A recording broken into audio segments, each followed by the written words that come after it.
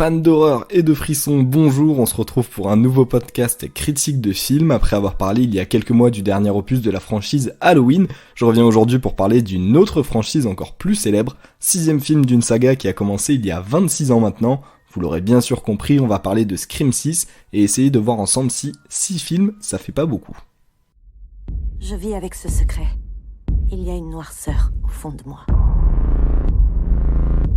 Il m'a suivi jusqu'ici. Et il va continuer à nous traquer. On se casse.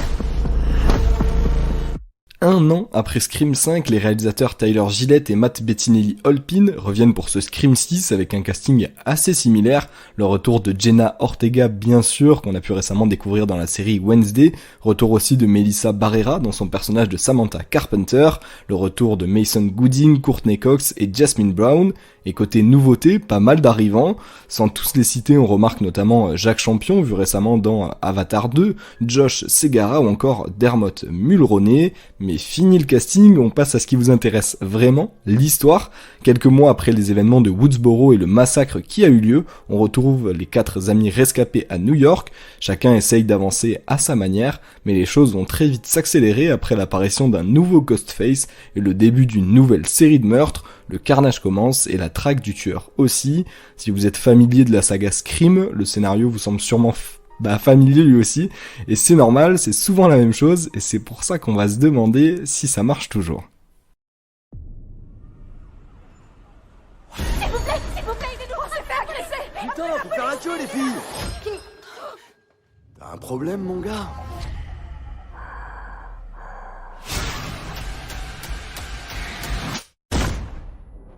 Familier de la chaîne, vous le savez, on va commencer par parler des points positifs de ce Scream 6. Je précise d'abord que je suis pas un immense spécialiste de la saga, mais ça m'a pas empêché d'adorer le film. Un film qui possède plusieurs niveaux de lecture. Le plus évident, c'est bien sûr le côté horreur, frisson, slasher. De ce côté-là, on est servi. On a, comme d'habitude, des scènes bien gore et stressantes qui nous font sursauter. Au niveau du gore, c'est même beaucoup plus qu'avant, j'ai trouvé, même par rapport au 5. Du classique, qui est même aidé par des nouvelles situations auxquelles sont confrontés les personnages.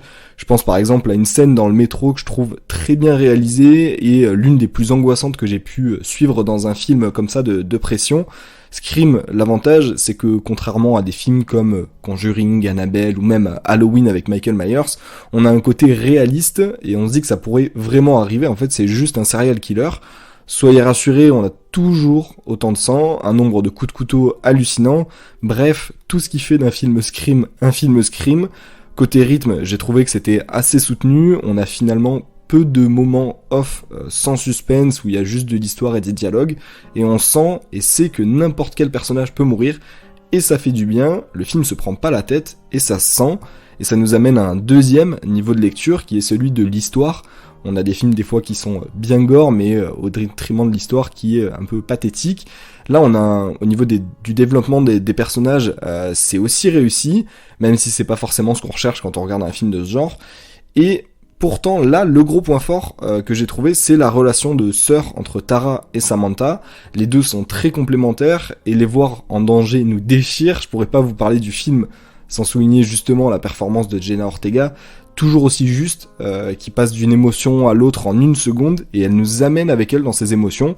Si vous l'avez aimé dans la série Wednesday, venez la découvrir autrement dans Scream, même s'il y a évidemment des similitudes. Les autres personnages, qui soient nouveaux ou non, ont tous leurs petits traits de caractère sympa et plus ou moins d'affinité avec les autres personnages et ça hésite pas à se vanner entre eux, c'est assez marrant. Ce qui fait que même lorsqu'il n'y a pas d'action, ce qui est quand même assez rare, on passe quand même un bon moment qui peut même devenir excellent si on regarde le film avec une dernière lecture. En fait, le film, et c'est le propre des films Scream, se moque clairement de lui-même. C'est pas aussi évident que dans un Scary Movie, mais ça sent, les dialogues sont bien écrits, et comme dans les autres films, les personnages sont conscients qu'ils sont dans un scénario de film d'horreur, donc ça amène encore une autre dimension, et pourtant, tout se passe quand même. C'est-à-dire que, un exemple typique qui arrive pas forcément dans le film, un personnage va dire, toi c'est sûr que tu vas mourir au début parce que tu représentes telle chose dans un film d'horreur, et c'est exactement ce qui se passe. En fait, c'est très prévisible, ils annoncent presque la fin du film dès le début, et pourtant on s'y attend pas quand même. Les décisions de certains personnages sont juste idiotes, mais on fait pas gaffe parce que le film se la joue sérieux. Pendant 2 heures, là, les héros sont traqués par le tueur dans New York, et la police ne se dit pas une seule fois qu'il faudrait les protéger. Alors, facilité scénaristique, certes, mais qui passe quand même inaperçu, et qui fait que sinon il y aurait pas de film et on rigolerait pas. Et en fait, quand on regarde un Scream, faut pas se prendre la tête, et chacun y trouvera son compte. Je rajoute même que le niveau, au niveau intrigue, le meurtrier est très dur à trouver, donc bien joué pour ceux qui l'auront deviné, c'est quand même possible, mais c'est assez chaud. Et côté point négatif, j'ai trouvé que le film prenait, un peu moins de risques et d'initiative au niveau de la réalisation, même si ça reste toujours très fort.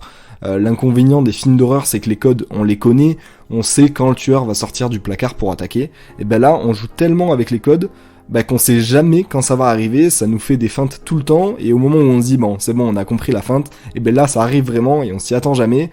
Côté réalisme, bien sûr, on repassera, pour certains moments, je veux bien qu'un coup de couteau ne suffise pas à tuer une personne, mais quand on met 20 coups de couteau de cuisine à une personne, il faut qu'elle meure à force. Mais pareil, on prend au second degré, on rigole bien, à noter quand même que le film fait plein de références aux anciens films de la saga, surtout au premier, donc si vous pouvez regarder, au moins le dernier, donc le 5, et des vidéos récap assez complètes sont dispo pour les autres. Je pense par exemple à Combini qui en a fait une vraiment sympa, mais à part ça, le film reste très bien, vous l'aurez compris, que vous soyez fan de la saga Scream ou non. Allô? On va jouer à un jeu. Tu sais que tu dois être le 10e gars qui s'amuse à ça, et ça se termine jamais bien pour l'abruti derrière le masque. Peut-être, mais il n'y en a jamais eu un comme moi, Gale.